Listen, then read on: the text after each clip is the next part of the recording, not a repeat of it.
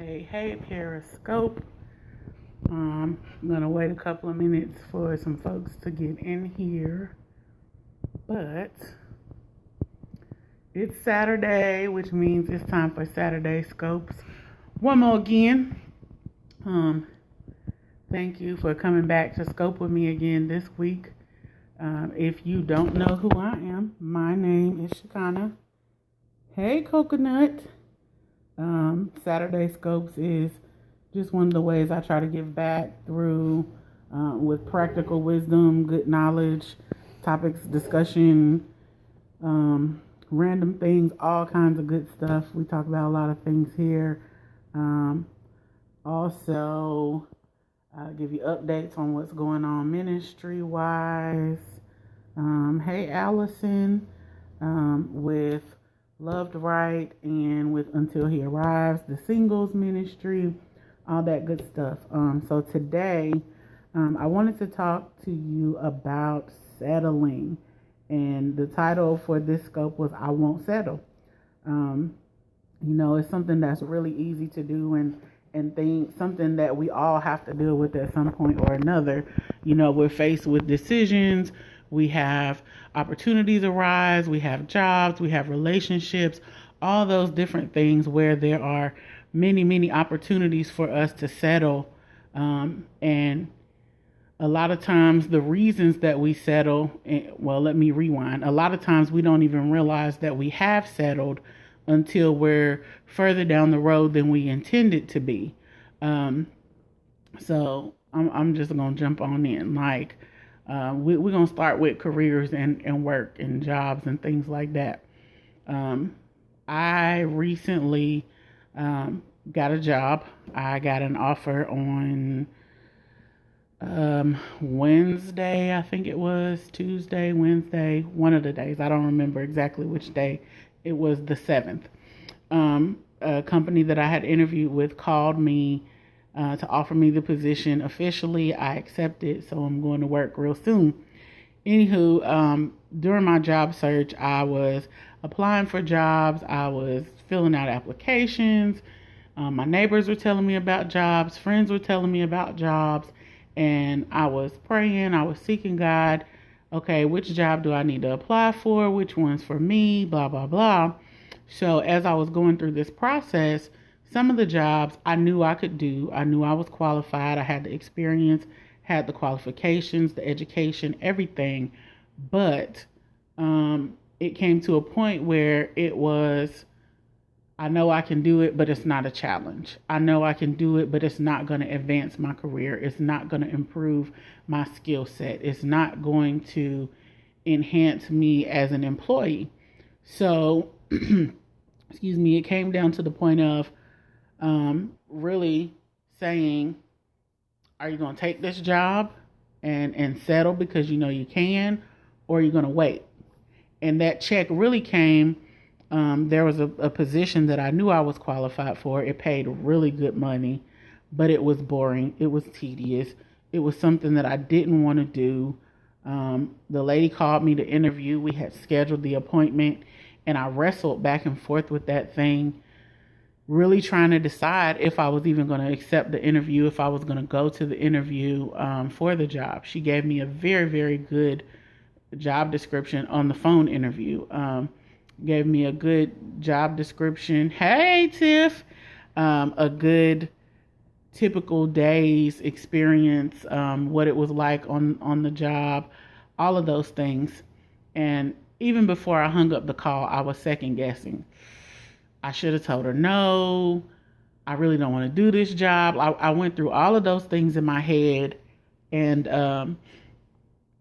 so I talked to my mom about it. I talked to my grandma. I was like, I know I can do this job, but I really don't want to do it. It's not something I want to do. It's not going to advance my career. It's not going to help me get to where I want to be in the next level and in the next steps of what I want to do career-wise or serving-wise as far as ministry. Because for me, my ministry and career are one and the same. I'm lucky because I get paid to do ministry. So this job was just, none of those things. So anyway, I ended up calling the lady back. After a few days, I was wrestling with it. I, talked to wise counsel and whatnot. And then it came down to the point where God was just like, okay, either you're going to believe me for what you've been asking for, or you're going to settle. Now, what you going to do? So I said, okay, I'm going to believe you for what I've been asking for. So when this opportunity came up, I called the lady back, told her, excuse me, that I really appreciated her taking the time to interview with me over the phone and to offer me the opportunity to come in and interview in person. But after consideration, the position wasn't in line with my career goals. I was very professional about it. I let her know plenty of time in advance so she could schedule somebody else in my slot, whatever. I always try to be mindful of those things in doing business and dealing with companies, because you never know what bridge you're going to come back across. I try not to burn bridges, because at some point or another, even in a new job, I may do business with those people. So anyway, this new opportunity came up. I applied for the position, got a call the next day from Human Resources asking if I could come in for an interview. Went in for the interview. It was a panel of four people. Interview went really well. I felt like it went great, and then I had a really good chance of getting the position. Also got a call around the same time to interview for another position. That interview went really well. The lady told me in the interview, I just want you to know that you interviewed exceptionally well. I'm really pleased with how everything went.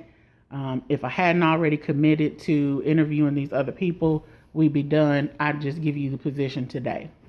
So she was like, I'm going to make a final decision sometime the beginning of next week, whatever. So I had options, but I really wanted this first position that I applied for. So I called my mom. I told her, I was like, hey, mama, had these interviews that both went really well, but I really want the first job. And I was like, I feel like it's mine. I have a really good chance of getting it. I think they're going to offer it to me. So I'm going to check my stuff, check the status of my application, make sure I have let my references know, hey, you may be getting a call, whatever. So a few days go by, get an email from Human Resources saying, hey, we want to continue on in the hiring process. We want to check your references, verify your employment history, and the whole nine. So I was really excited, because then I knew I was going to get the offer. It's just a matter of being patient and waiting for it. So when the offer came in, the gentleman called to tell me, we would like to formally offer you the position. This is what we're offering, da-da-da-da-da. Not only did they offer me the position, which is a brand new program that I get to help shape. It's similar to what I've done before, but a new demographic, lots of new experiences and room for advancement. But it's not far from my house. It's a fairly small team, decent caseload, everything like perfect. So they offered me $4,000 more per year than what I asked for. So I was like, I'm so glad I waited. And I didn't settle for one of those other jobs that would have been paying less than what I wanted. Okay, come on, won't he do it? Praise God.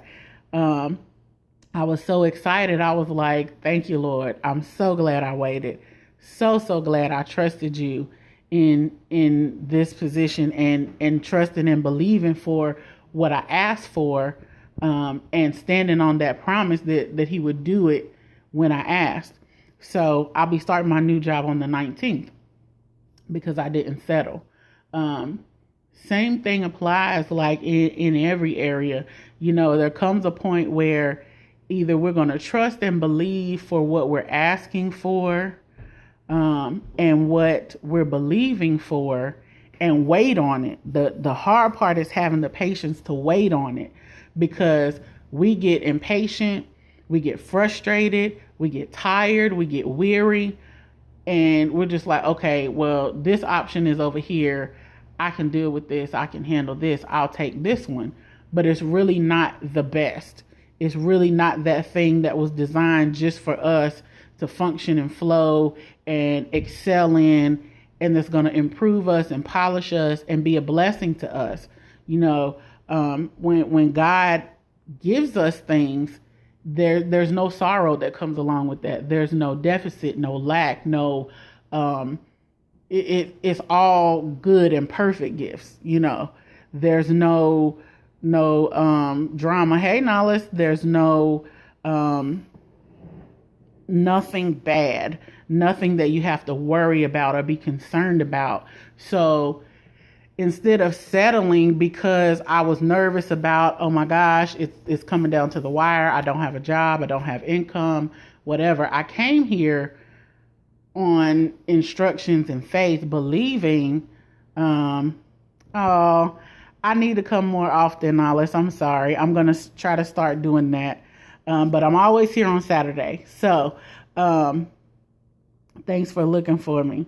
So I came here on faith and trusting and believing. And I know that wherever he sends, he'll provide. So even though it didn't come when I wanted, how I wanted, or how I expected, it came when he wanted. It came on time because I waited, because I didn't settle. And because I didn't settle, I got everything I asked for plus some, above and beyond abundance.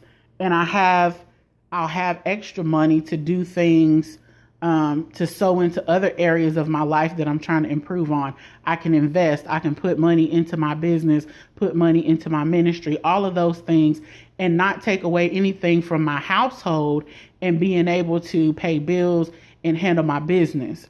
And also at the same time, be a blessing to others. So I'm really excited about that. Yes, abundance.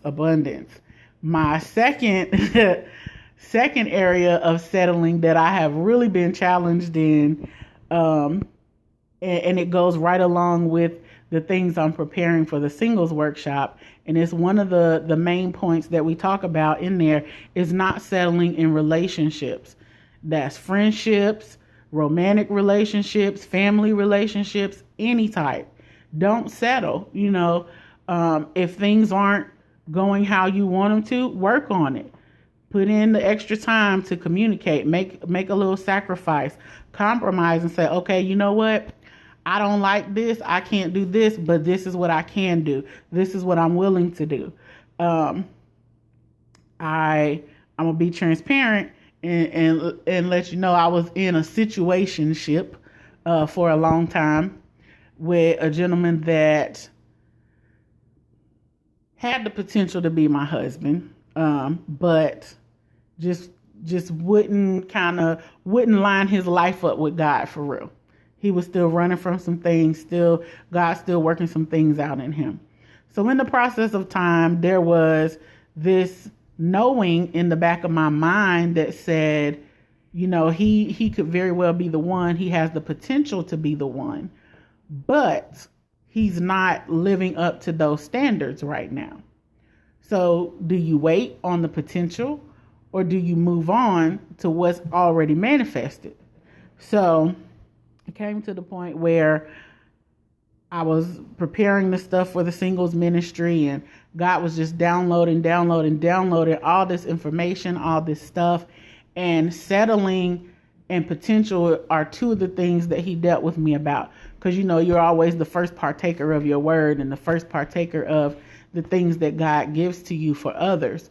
So he was like, He was like, you can't live based on potential. He was like, either it is or it isn't.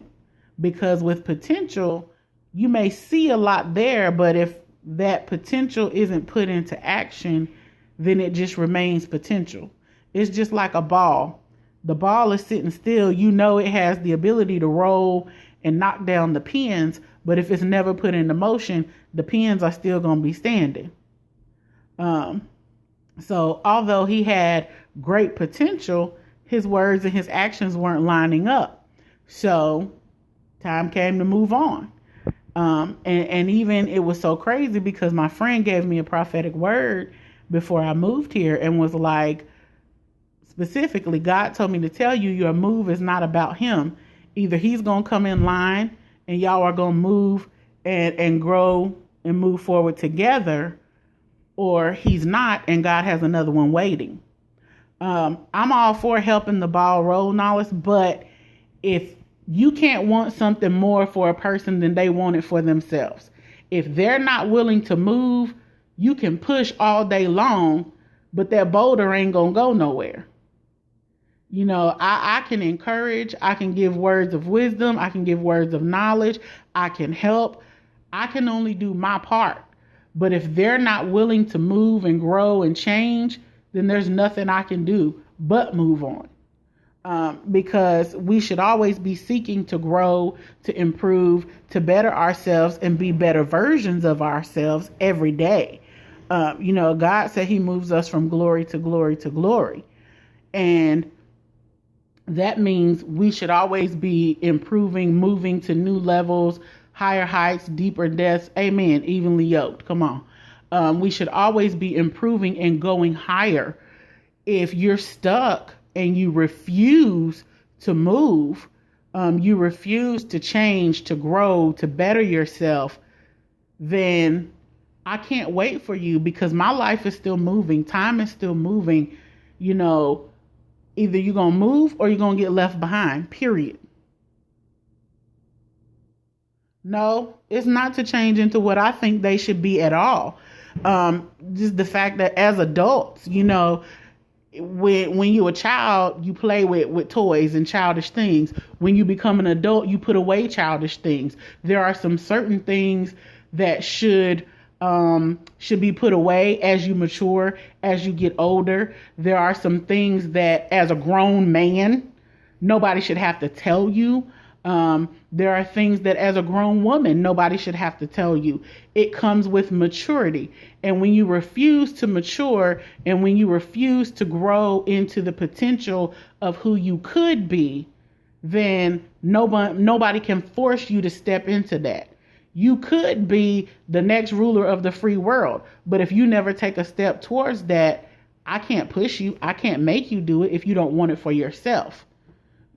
Each of us has the potential to be something great, to do great things, but if we never act on that potential, then we'll never be those things or do those things. We end up settling for what's comfortable. We end up settling for what's familiar and what we can skate by with. It's like those students who do just enough to get by, just enough to pass, when they're actually sitting in the classroom and they're brilliant. Sorry, I got a message. They're brilliant, but because they don't act on the potential or don't apply themselves, then all you get is mediocrity. You get that, oh, I wrote a paper, but it's not great, or I half did this. But when you apply yourself and you give something your all and you put effort in, then it's different than just saying, I'm going to sit here and I'm going to stay in this place because it's comfortable. Can you hear me? Am I skipping? If it's messing up, let me know. I'm sorry. But we as people, like I said earlier, there are so many areas and opportunities for us to settle in anything within our own selves. I'm gonna talk about myself, right? I'm gonna talk about myself because I can't talk about nobody else. I finished my undergraduate degree and I swore I was done with school. I was like, I'm not going back to school. I'm finished. This is it. I was on the extended plan. It took me forever to get done with school because I transferred and changed my major and all kinds of stuff. So it took me a long time to finish my undergraduate degree. So by the time I got done, I was burnt out. I was done with a capital D, stick a fork in me, slice me up and put me on a platter, done. And so one of the ministers at my church would always walk past me and be like, so when you going to school? When you going to go get your master's? You need to be in school. Every time she saw me, you need to go to school. You're supposed to be getting your master's. You're supposed to be working on this. So then I went back to visit my professors in my undergraduate program and to talk to one of the classes. The director of the program says to me, so when are you going to go on and get your master's so you can take my job when I retire? And people were constantly telling me, when you go to school, when you going to do this? And I was like, okay, yeah, maybe one day. I'm really not feeling it. So then when I got that tap on the shoulder from God to say, hey, this is what I need you to do. This is the skill set that I need you to have. And the only way you're going to get it is by going back to school. I knew that either I was going to keep being stubborn and stay where I was, or I was going to go on to school, get my master's so I could do what he needed me to do and walk in the destiny that he had for me. So needless to say, I went on back to school, got my master's, and here we are a few years later. But even with that, I could have been in school, been a mediocre student, not applied myself, went to my practicum and put in the least effort and really not gotten a lot out of it. But sometimes we want something, but you are not willing to let God give it to you. Explain that to me, Nollis. But I could have went in and not given the full effort in my practicum and all of those things. Oh, it's right in front of you and you don't realize. Sometimes God had to remove the blinders, and sometimes you have to have friends help you get out of your feelings and out of your head and stop overthinking things to see that what you've asked for is right in front of you. I'm guilty of that one. Yes, my best friend has been telling me this for a few weeks now, telling me to be nice and to remember what I prayed for and to be mindful. So you are absolutely right. Sometimes what you need is right in front of you. What you've asked for is right in front of you, but because it's not in the package that you expect or doesn't come the way you expect, you don't recognize it. And even with that, those questions still come up. Am I settling? Is this really what God has for me? Is this for me? All of that still comes back up because we're human.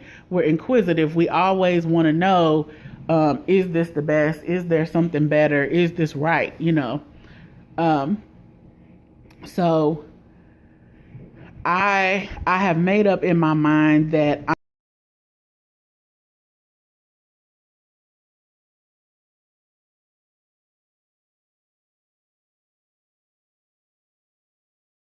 but I made up in my mind that I'm not going to settle in any area of my life, whether it's career, relationships, finances, whatever. There are goals that I've set for myself financially, and I refuse to settle for a poverty mindset. I refuse to settle for just working job to job and paycheck to paycheck. Yes, I have a career and that's a stream of income, but I know that's not my source. God has given each of us the ability and the power to obtain wealth, and I plan on using all of those abilities to create multiple streams of income, because there's some kingdom projects that I need to fund and some generational curses I need to break off of my family. When you refuse to settle, you can accomplish some great things because you have a mindset of going above and beyond the norm, going above and beyond what's comfortable. It's not always easy, and it forces you out of every comfort zone that you have. Everything that is familiar, everything that gives you that warm, cozy feeling and says, okay, I'm safe here, you're going to get pushed out of it. You're going to get kicked out of it. And, you'll be forced to knock down those walls and barriers and really tackle some things within yourself, within your community, your surroundings. There are so many things that are allowed to go on, not just in the United States, but all over the world, because we have settled, because nobody stood up to say, I refuse to settle for this. We deserve more. We want more. Hey, Lavonda, we're demanding more. When people get tired of settling, that's when revolutions can happen. That's when things really begin to change, because you can look back. Hey, Andrew, you can look back at the civil rights movement. You can look at any type of war, any type of uprising of people. It's when people refused to settle for what was being offered and refused to settle for what was being given and pushed as the norm. But if we continue to settle just for anything, what are we fighting for? What are we chasing if we just want to let somebody shove down our throats? Okay, this is what you get, and you have no say so in the matter. That's not me. Has never been me. Never will be me. My mama and my daddy told me I could have and be whoever and whatever I wanted to if I put my mind to it. So that's what I do. It's sometimes it's a struggle. Sometimes I have to fight with myself, but I have no problem chasing after the things that I want and chasing the change that I want to see. We settle for all these. Let me choose my words carefully. We settle for a whole lot of foolishness, especially when you consider the racial climate that is in our country right now, with all the violence, with all the killing of unarmed black folks and just everything. And yes, people are marching, people are protesting, people are boycotting, all of those things. But we as a whole, we as a group, we as a collective body of human beings have to get to the point where we refuse to settle for this treatment, where we refuse to allow this to go on and continue. That means we got to be in the polls, we got to vote, we got to be active and involved in the community, not just when something bad happens, but from the ground up. We have to be in positions of power and influence. We have to be on boards and committees and things that shape policy and rules and regulations. We have to infiltrate the infrastructure. People don't want to talk about spiritual wickedness in high places being societal infrastructures, being systemic racism, all of those things. It's not all spirits. Yes, it is spirits and principalities and all of those things, but it's also the systems that are so-called designed to help us that then turn around and become the very thing that oppresses us and keeps us down. And by not voting, by not being active, by not being involved, by not speaking out, by not being aware of what's going on in our communities, in our schools, in our neighborhoods, we are settling because we don't have that same fighting spirit that our ancestors had, that our forefathers had. And when I say forefathers, I don't mean George Washington, I don't mean Abraham Lincoln. I mean people who were boots on the ground, fighting for rights, fighting for equality, all of those things. Exactly. Tradition and customs and even a religious spirit, that is bondage. It's such bondage. It really is. But I'm talking boots on the ground people when I say forefathers. People who got their hands dirty, who sacrificed their lives, their comfort, their safety, those things. They refused to settle. And at some point, that same spirit that was in them has to rise up in us, whether it's in our personal lives, in our finances, in our work, in our ministries, in our education, whatever it is. That same fighting spirit has to rise up in us so that we'll say, you know what, I refuse to settle for this. I'm going to keep working. I'm going to keep chipping away. I'm going to keep pressing. I'm going to keep moving forward until something breaks, until something changes. In relationships and dating, I refuse to settle. There are certain standards that I have. If you don't meet those standards, I'm out.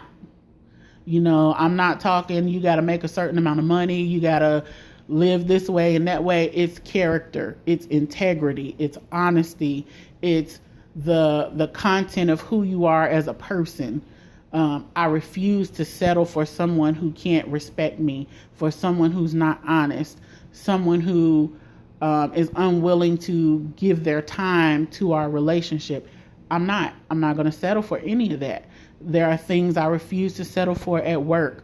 I'm not going to work in an unsafe environment. I refuse to work in a hostile environment, to be treated like I'm incompetent. There are certain things, certain standards that I have for every area of my life. And some of those, they're constantly changing. As I grow, as I mature, as I learn things, those standards change, but I refuse to settle. I'm not difficult. I'm not an unreasonable person, but I'm very strong and very firm in my convictions. And I have no problem expressing that and communicating that. And I'm willing to compromise on certain things. But in other areas, I'm not. Just plain and simple. Not going to happen. What's the one thing, Nollis? You said only one thing. What you talking about?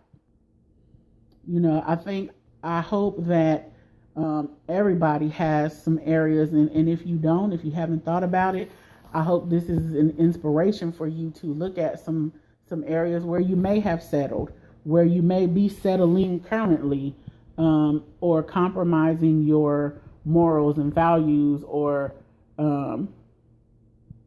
no, two people are not the same. And that's why I said everybody has their individual things, and their individual convictions and goals and things that they're not willing to settle for. My personal convictions may not be yours. Things that I'm unwilling to settle for may not be yours. That's where communication comes in.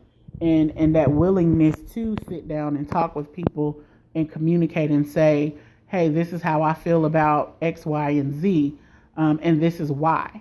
You have to be able to back up and explain why you feel the way you do, or why you stand firm in those convictions. You can't just say, oh, I feel this way, and not be able to defend it, because then you're going to get run all over and people are going to look at you crazy, because they're like, okay, you're just talking. Okay, are you talking about relationships? God pulls two and make it one. That's true. He does. And like I said before, that two becomes one flesh. But even in that, there's deal breakers. Like, I don't feel that God would send me a person that I can't agree with, or send me a person that I can't walk with. He said, how can two walk together lest they agree?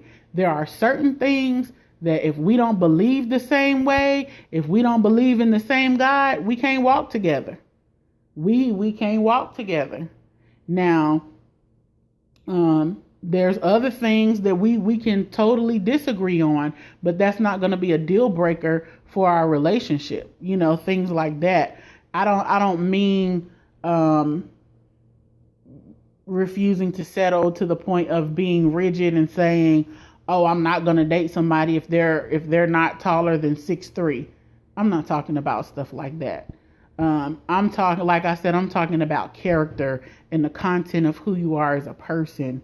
Those types of things.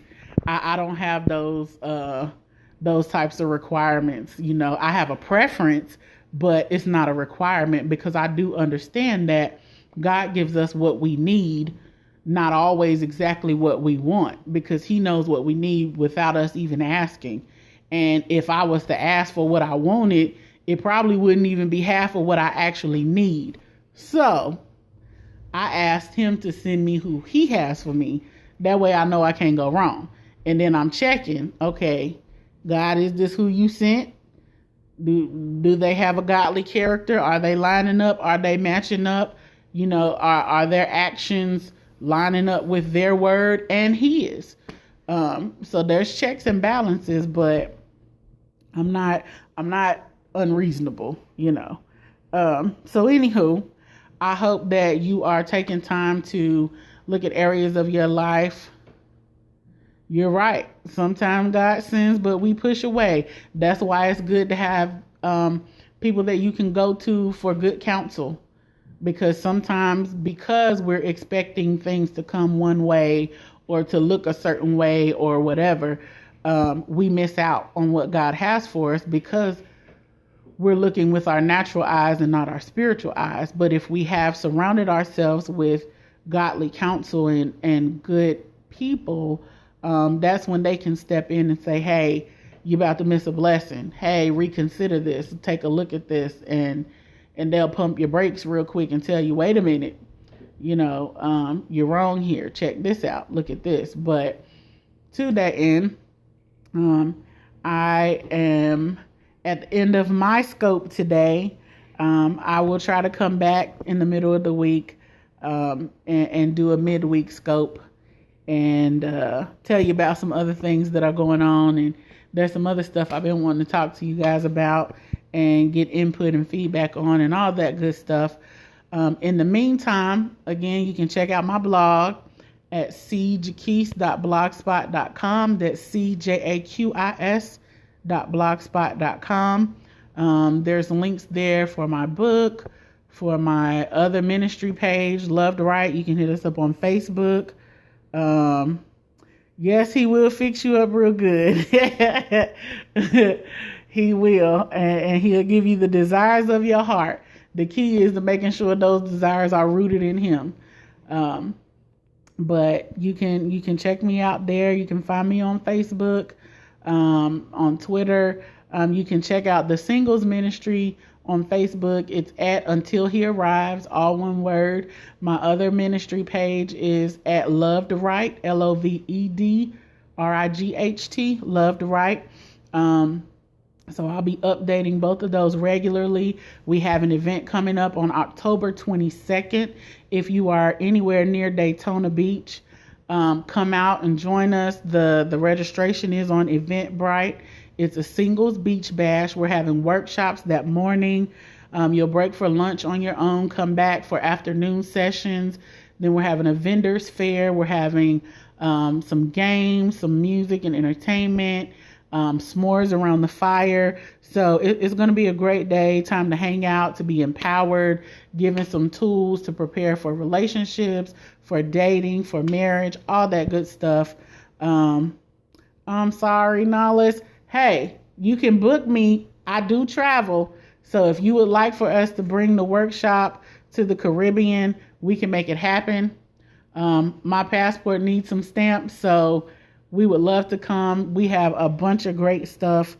We also I'm a part of a traveling ministry and evangelism group called The Tour that Angie B presents. We have gospel rap artists. We have ministers, pastors, dancers. We have tons of workshops. We have the singles.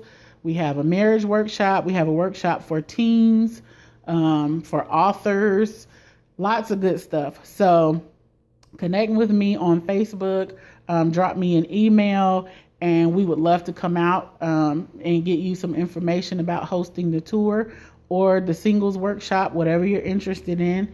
So, yeah. Until later on this week. I won't say Saturday, but definitely come back and scope with me next Saturday for Saturday scopes.